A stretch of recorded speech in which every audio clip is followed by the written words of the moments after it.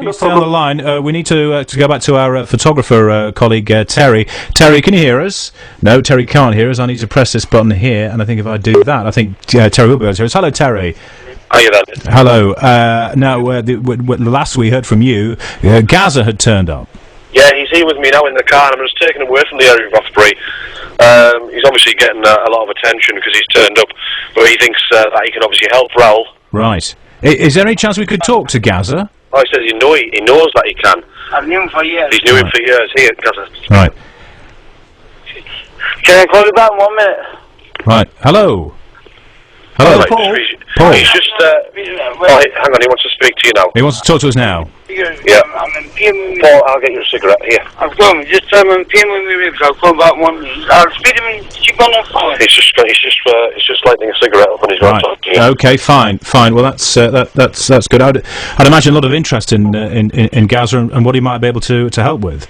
Yeah, apparently he knows Raoul, and he's come to offer his help. He was a doorman in Newcastle, he's telling me. I knew him for years. And he's knew him for years. Oh, right, okay. So Gazza thinks he can actually be of assistance. What sort of assistance does he want to help? What help does he want to give? Okay, here he is. He's coming on live. Okay. Gazza? Right, Paul. What's this guy like? What? Gazza? This is like what? Gazza, hello. Gazza. Hello, Paul. Hello. Hello, Paul. You're live on Real Radio. Wait, I'll get the volume turned up. Can you hear us okay, Paul? Yeah, hang on. There you go. Right. Hello, Paul. Yeah, hello. Paul, good evening. You're live on Real Radio. I just wonder, tell us about Raoul Moat, the Raoul Moat you know. Raoul Moat, I knew him years ago. He used to be a bouncer in Newcastle. I've knew him a lot of years since I was a young kid when I played for Newcastle. He was like a gentleman.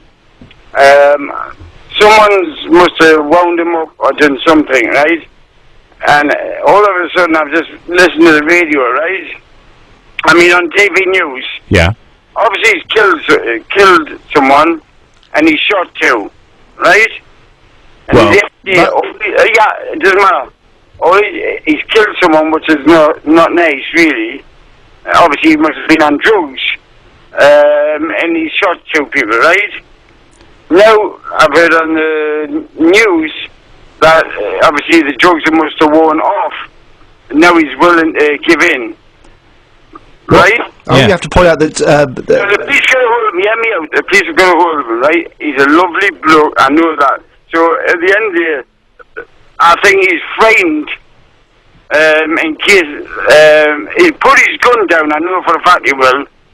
He'll put his gun down, but I think he's scared in case the police shoot him and kill him.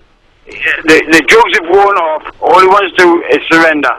And at the end of the day, when he shoots someone, I think, and kill someone and shoot two others, you may get what, 12 years, 12 years. Paul, we don't know about that exactly, but just tell us, what would you say? 12 years, good behaviour, 6 years, then he's out. I know he's a good lad. Well, what would you say? What would you, if you could hear a message from you, Gazza? What would you say to him tonight? Well, I think if the police go hold of him, listen, I drove from Newcastle in a taxi to Rothbury, cost a lot of money. I brought a dressing gown for him, a big jacket.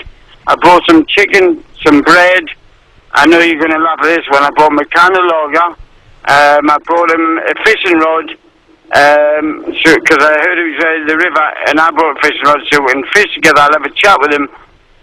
Give him a bit of, just talk to him, because I think I'm the only man. I think I can help him through this, because I've been through it. So Gazza, are you going to go to the police and say, look, please, let me help you here. I know Raoul Moat. I can help you negotiate. I can help you sort the situation out. I've just spoke to the police. What do they say, Gazza? Well, tell you, it was next to me, taking photos, and the police went, I'm going to be in the papers tomorrow. I went, listen, I says, I know the guy, he's a nice guy. He said, I want to go through where I had everything cooled off. Yeah. I wanted to get through there, but the police wouldn't let us. So that was a waste of time saying, I knew him, because they would be frightened in case he may shoot me, you know? But I know him, he will not shoot me. Well, it's a dangerous situation, though, Gazza, isn't it? I'm not scared of it. Yeah. Hey, listen, I've just been in a car crash, hit a wall at 90 miles an hour. I survived that. I'm sure I can survive a bullet. No may look, he'd probably miss. So what you're saying is, you want to go in there, you want to help negotiate. I'm trying to find out where he is, where the police know him. I've got a jacket, I've got a dressing gown, I've got some chicken, I've got some bread, I've got a can of lager, I've got a fishing rod. I've got my fishing rod, and I'm willing to sit down and just shout, Modi, it's Gazza. Just all I want to shout is, Modi, it's Gazza, where are you? And I guarantee he will shout his name out. I'm here. And me and him could sit and chat, have a little bit of fishing, and all I'll tell him is say, yeah, Modi, listen. And you think you could sort it out? So if you like a sort of man-to-man chat with him, two pals on the riverbank.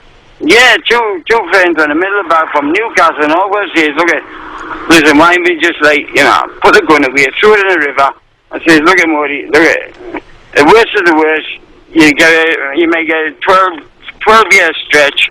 The police are not going to kill you, because I know he's willing to give in now, because I think whatever he was on is worn off. I said, the police are not going to kill you. He may do 12-year stretch, obviously for killing someone, which is not very nice, but obviously he did it because he was high on drugs, probably, right? Paul, have you been in touch with him recently?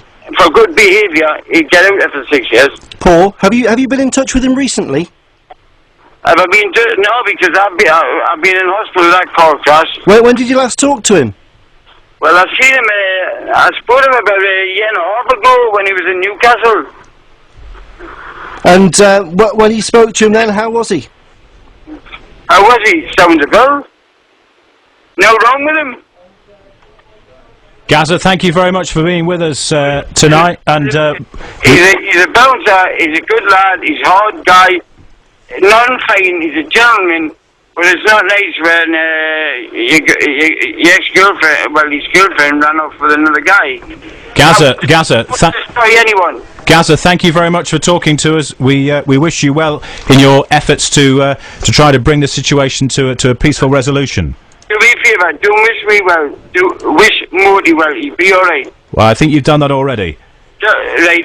Modi, I'll look for him, and I'll tell you what, I won't give in. I went from Newcastle over to Rossby, and I'm going to stay in bed with him and see if I can find him. And I'll tell you what, he's the only one I think I can talk to him.